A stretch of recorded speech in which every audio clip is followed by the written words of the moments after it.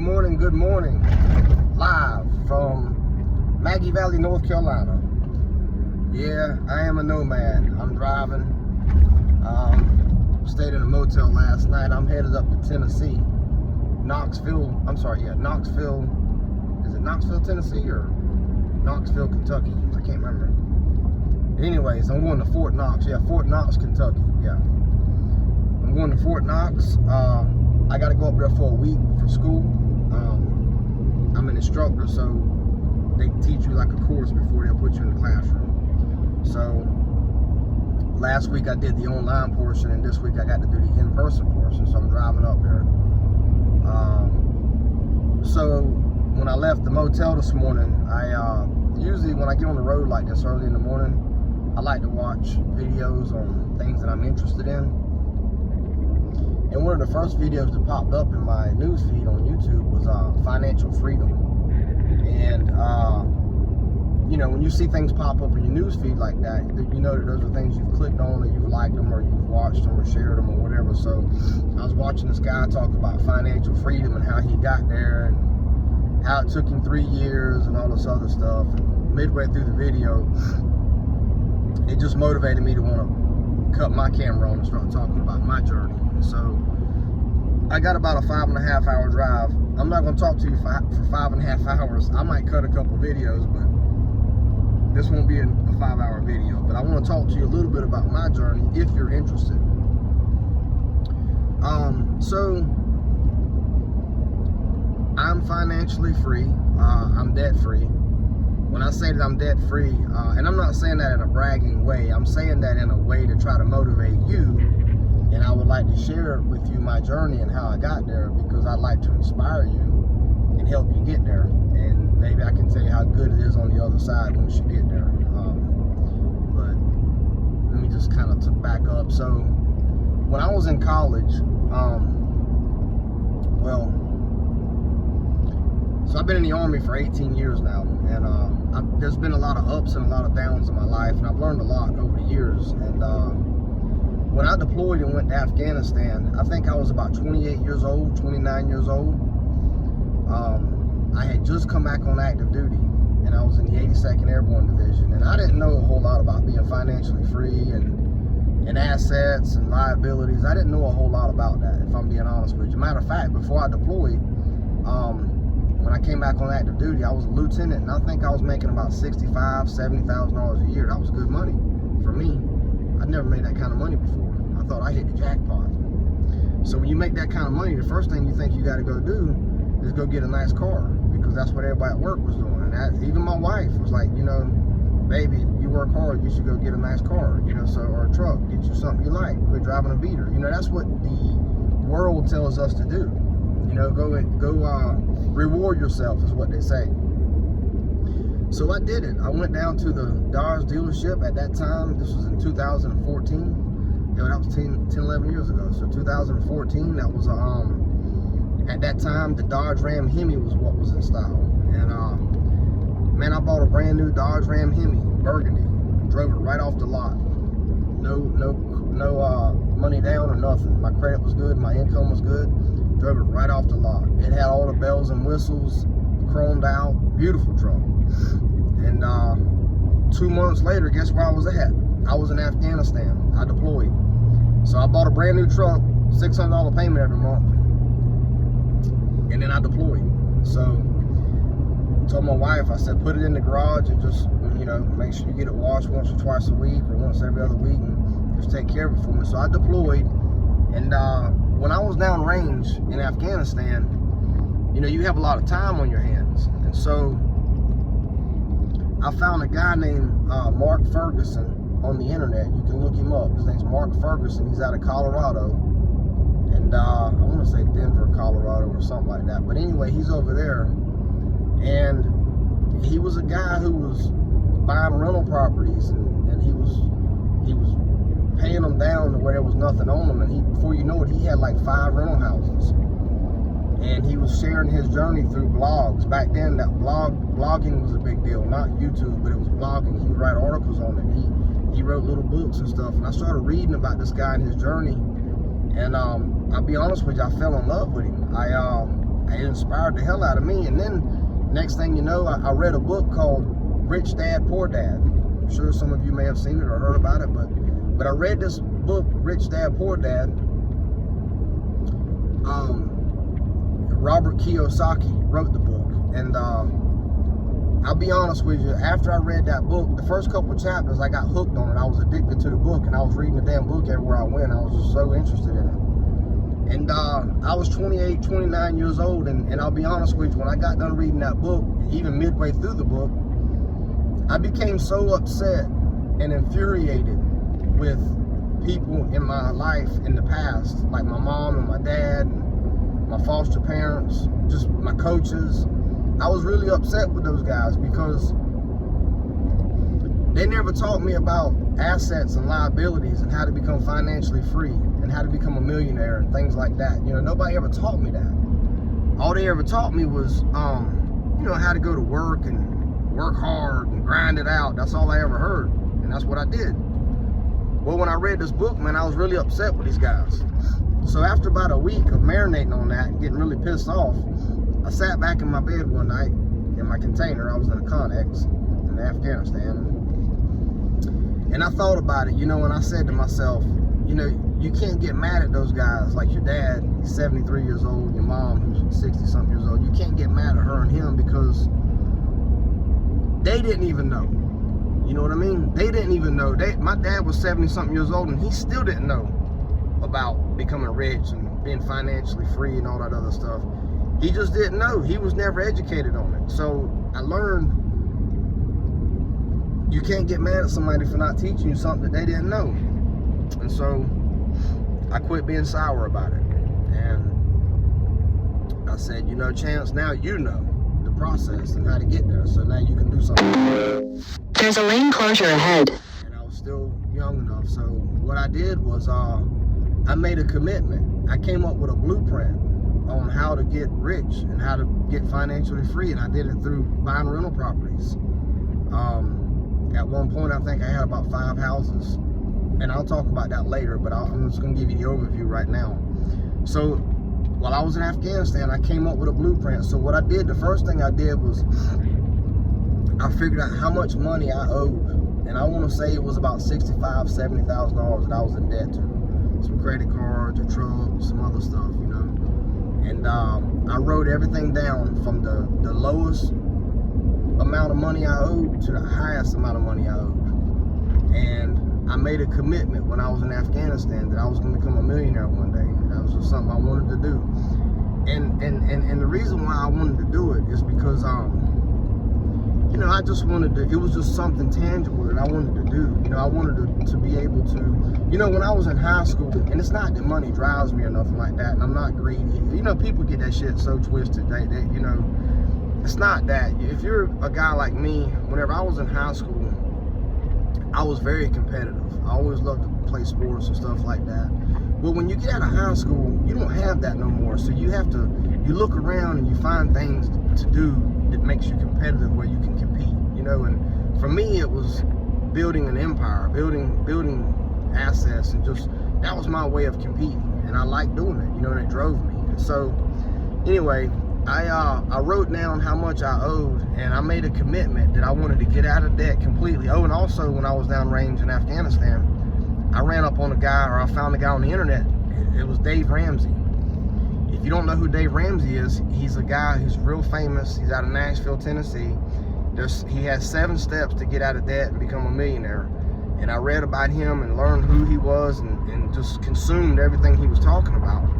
And I made a commitment that I was going to get out of debt and that I was going to make a better life for me. And I said to myself, I said, when I get older, my life's going to be so much more easier. All I want to do is travel and enjoy my life. And so I made a commitment. I wrote down everything that I owed, and smallest debt to the largest debt.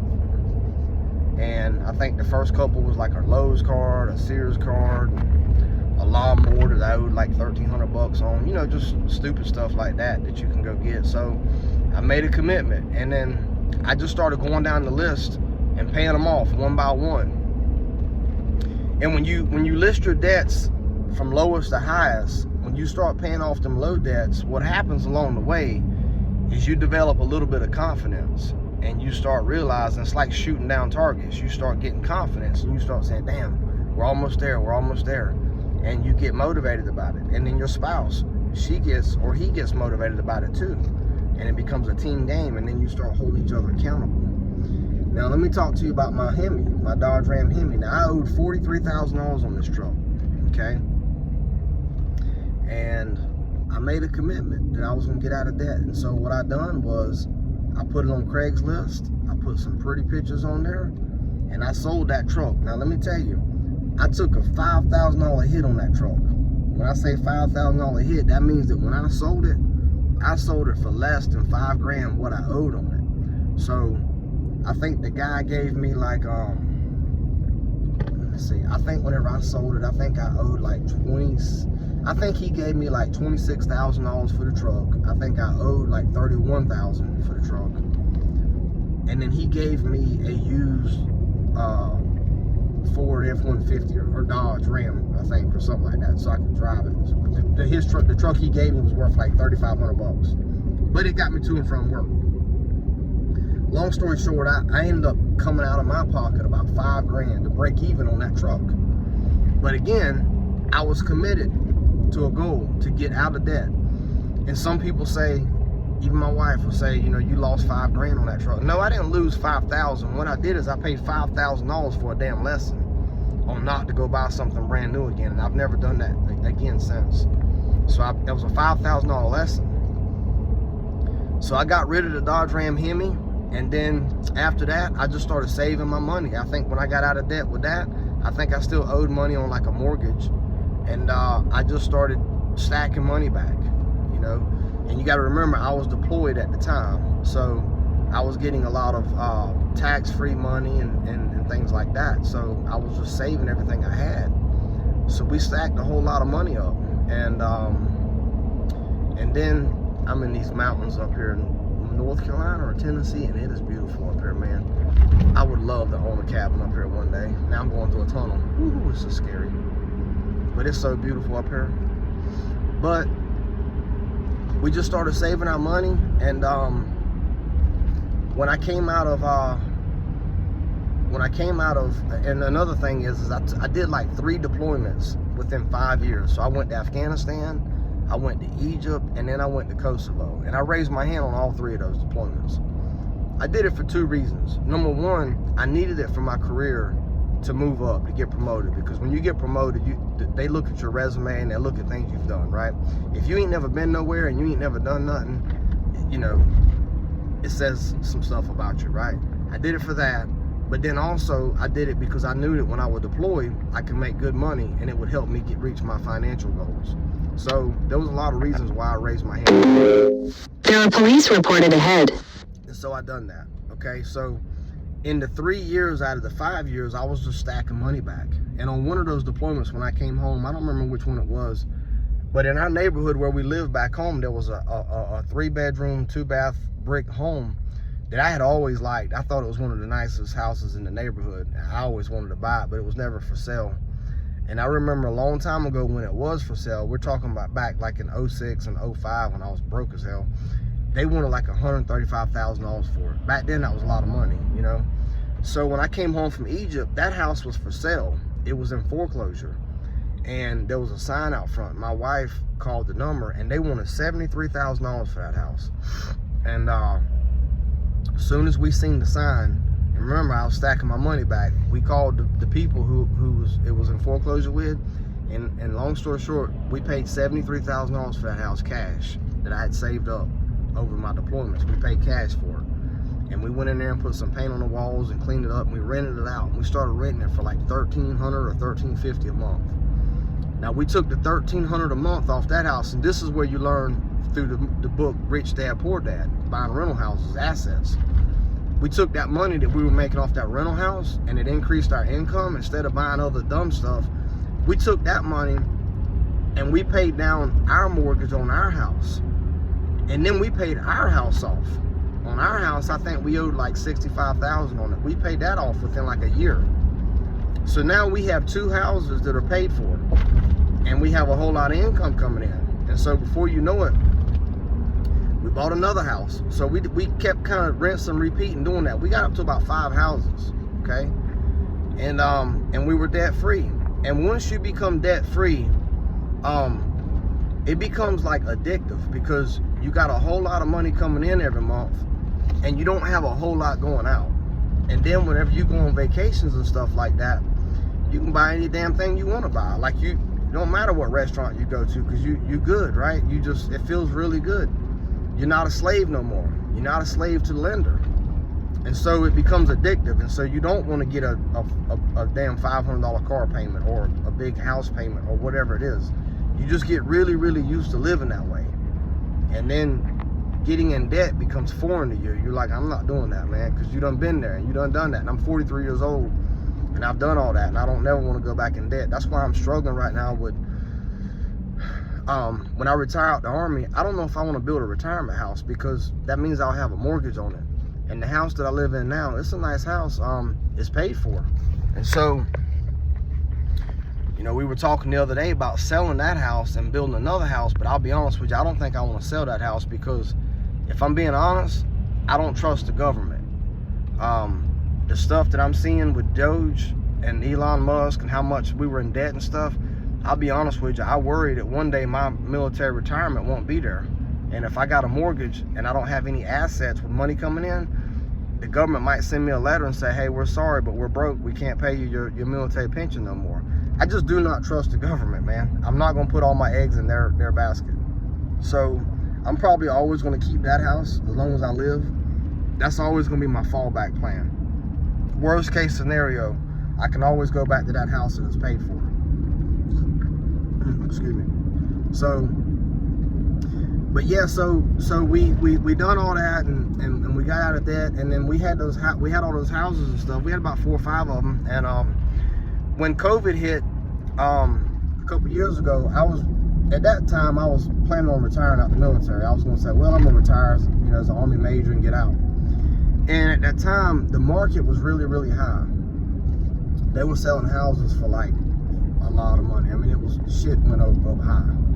I don't know why, I guess because of supply and demand, but they were selling houses at a ridiculous amount. So a couple of those rental houses. Welcome to Tennessee. That we had, we're in Tennessee. A couple of those houses that we had, I put them on the market, or I had a realtor tell me what I could get for them, and we nearly doubled our money. The one house that we bought for 73, I think I sold that house for 195, something like that. So, and it sold within like 2 weeks. Within 2 weeks, I had about 8 offers on it. And the top 3 offers that we had, one person gave me, it's a long story short, but they gave me, they come in there with proposals, right? With offers. Anyways, I ended up selling it to the girl who was actually living in the house. I sold it to her. And I sold it to her for like $10,000 less than what the listing price was. And at the time, my wife and my realtor was like, why'd you do that? You could have got more money if you'd have went with these people. But those people were wanting house inspections. And the problem with a house inspection is when the house inspector comes in there, he's going to tear that house apart and find all kind of shit wrong with it.